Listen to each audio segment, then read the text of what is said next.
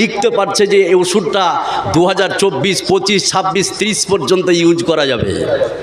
আজকে শুধু ভারতবর্ষের মেডিকেল সায়েন্স নয়, সারা বিশ্বের মেডিকেল সায়েন্স যদি এক জায়গায় ঐক্যবদ্ধভাবে জমা হয়ে মানুষকে নিয়ে যদি গবেষণা করে, মানুষের গায়ে লিখতে পারবে যে এই মানুষটা 2026 পর্যন্ত বাঁচবে।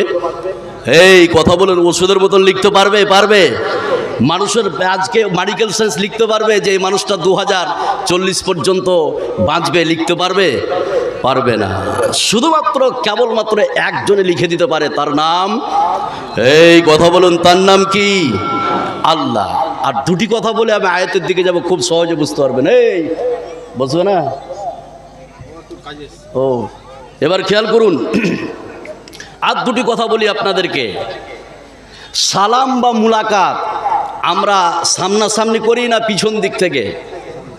ভাই সামনাসামনি। সালাম বা মুলাকাত আমরা সামনাসামনি করি, আছে না?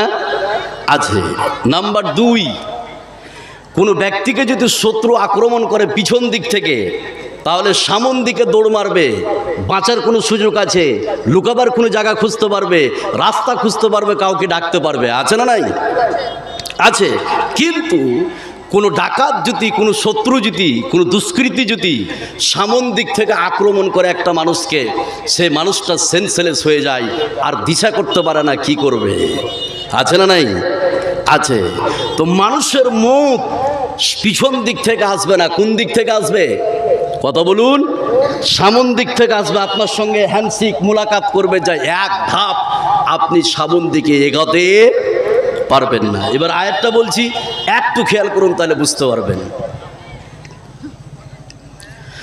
আল্লাহ রাব্বুল আলামিন বলেন, قل إن الموت الذي تفرون منه فإنه ملاقيكم।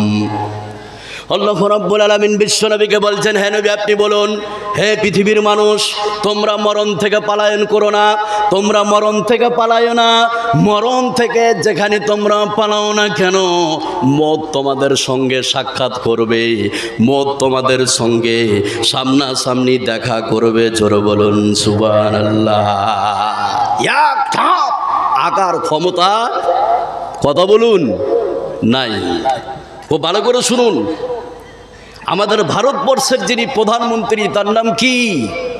এই জোরে বলুন, তার নাম কি? নরেন্দ্র মোদী। উনি যে গাড়িটাতে চলাফেরা করেন, ওটা হচ্ছে বুলেট প্রুফ, নাকি মৌলানা সাহেব? ওই গাড়িতে যদি আপনি গুলি করেন, তাহলে গুলি লাগবে? লাগবে না।